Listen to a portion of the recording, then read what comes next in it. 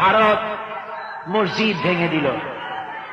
এরপরে এই মসজিদ ভাঙল বিজেপি, শিবসেনা সহযোগিতা করল ভারতের প্রধানমন্ত্রী নরপশু রাও।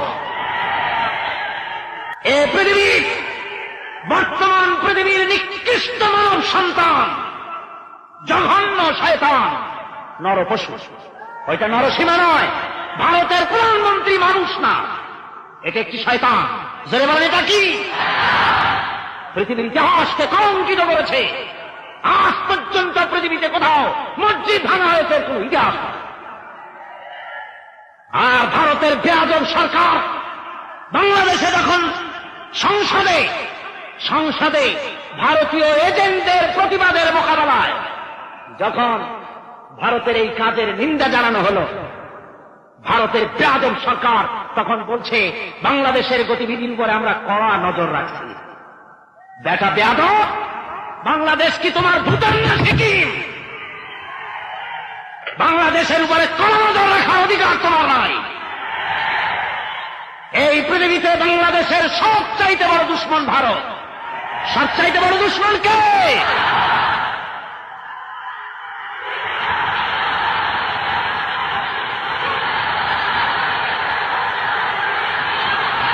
আমার মুসলমান ভাইয়েরা,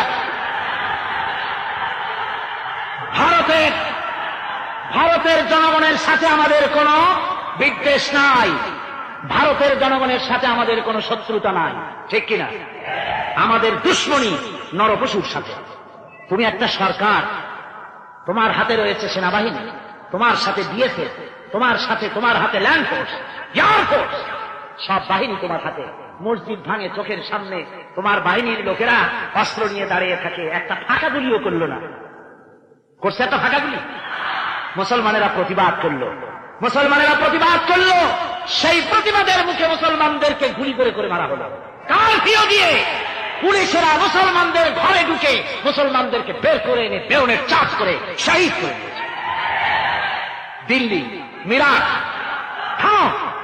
দিল্লিতে মিরাটে, কলকাতায়, বোম্বে, মাদ্রাস, গোটা ভারতে সাম্প্রদায়িক দাঙ্গা দিয়ে ডুবিয়ে ফেলেছে। মুসলমানেরা আজকে তার সেখানে এতিম অবস্থায় পড়ে আছে। একটা সরকার এই দৃশ্য দেখতে পারে? মানুষের কোন মর্যাদা তোমার কাছে নাই? আরো বাংলাদেশের উপরে কড়া নজর রাখবা। 1971-এর বাংলাদেশ এখন না, 93 বাংলাদেশ। তোমার গোলামেরা দেশ শাসন করে না, এদেশে 11.5 কোটি মুসলমান বাস করে। আমরা ভারতকে দেখিয়ে দেব ইনশাআল্লাহ, জিহাদের প্রেরণা নিয়ে যদি প্রয়োজন হয় বাংলাদেশের যুদ্ধ যদি করা লাগে ভারতের সাথে, আর যুদ্ধ করা লাগবে। রাসূলুল্লাহর ওয়াদা। কার ওয়াদা? নাসাই শরীফ, ইবনে মাজাহ, এই ৭৭ দুটি হাদিসের মধ্যে হযরত আবী হুরায়রা রাদিয়াল্লাহু তাআলা আনহু বর্ণিত হাদিস রয়েছে। রাসূলুল্লাহ বলেছেন, 2 শ্রেণীর লোক কিয়ামতের দিন জাহান্নাম থেকে মুক্ত হয়ে যাবে। এক শ্রেণী হচ্ছে যারা ঈসা আলাইহিস সালামের সাথে সাথী হয়ে যারা লড়বে আর শহীদ হবে, কিয়ামতে তারা জান্নাতে যাবে, জাহান্নাম থেকে মুক্ত। আর দ্বিতীয় শ্রেণী, ভারতের সঙ্গে একটা যুদ্ধ হবে, রাসূল বলেছেন, হিন্দুস্তানের সঙ্গে একটা লড়াই হবে। ওই লড়াইয়ে যারা শহীদ হবে, রাসূলুল্লাহ বলেছেন কিয়ামতের দিন জাহান্নাম থেকে আল্লাহ মুক্ত করে দেবে। সেই লড়াই ভারতের সাথে আমাদের হবে।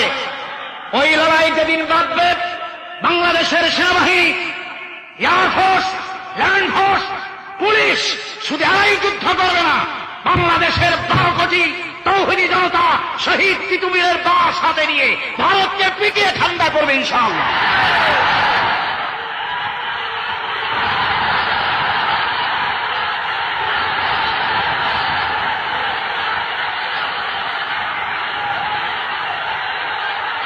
আমার দেশে ভারতের মসজিদ ভাঙার প্রতিবাদে আমাদের দেশে একটা হিন্দুও মরে নাই, কথা ঠিক কিনা কর?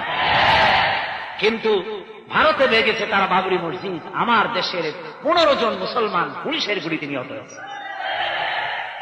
আমার দেশে হিন্দু মরে না। তোমরা আমার দেশে সেখানে আমার মুসলমান মেরেছ।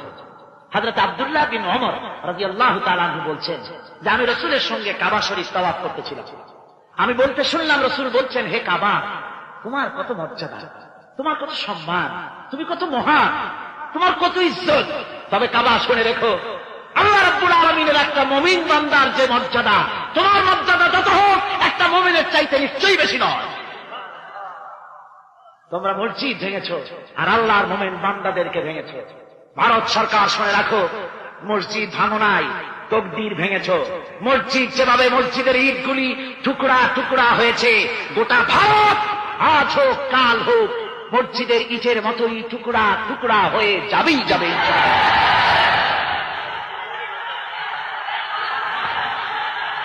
তবে আমার দেশের মুসলমানদেরকে মনে রাখতে হবে, আমরা প্রতিশোধের নীতিতে বিশ্বাস করি না। ভারতের বাবরি মসজিদ ভাঙার ব্যাপারে বাংলাদেশের কোন হিন্দু দায়ী নয়। কথা বুঝতে পেরেছেন? আমরা একজনের অপরাধের শাস্তি আর একজনকে দেই না। বাংলাদেশের কোন হিন্দু ওই ঘটনার জন্য দায়ী নয়। আমাদের দেশে মন্দির 2-4টা ভেঙেছে, আমরা খবর নিয়েছি। এই মন্দিরগুলি মুসলমানেরা ভাঙে না। এই মন্দিরগুলি ভারতের এজেন্টের উস্কানিতে হিন্দুরা নিজেরা ভেঙেছে, মুসলমানেরা ভাঙে না। ভারতীয় দালালেরা বাংলাদেশের সারা পৃথিবীতে সাম্প্রদায়িক সম্প্রীতির ভাব মূর্তিকে ক্ষুণ্ণ করার জন্য এই কাজ তারা করেছে। নরসিংদীতে, আর্মিয়া খাও না, নরসিংদীতে সেখানে দেখা গেছে গভীর রাত্রে কাপড়ের দোকানদার হিন্দু ঘরের সমস্ত কাপড় চোপড় সরাইয়া নিজের দোকানে আগুন দিতে গিয়েছে, পুলিশ তখন তারা ধরেছে। ভারতের 5 চাকা গোলামেরা হিন্দুদের দিয়ে কাজগুলি করাইছে, কোন মুসলমান মন্দির ভাঙে নাই। বাংলাদেশ গোটা বিশ্বের বুকে সাম্প্রদায়িক সম্প্রীতির সহস্র বছরের উজ্জ্বল দৃষ্টান্ত, আলহামদুলিল্লাহ। তার কারণ হচ্ছে আল্লাহর নবী বলেছেন সংখ্যালঘু মুসলিম এলাকায় সংখ্যা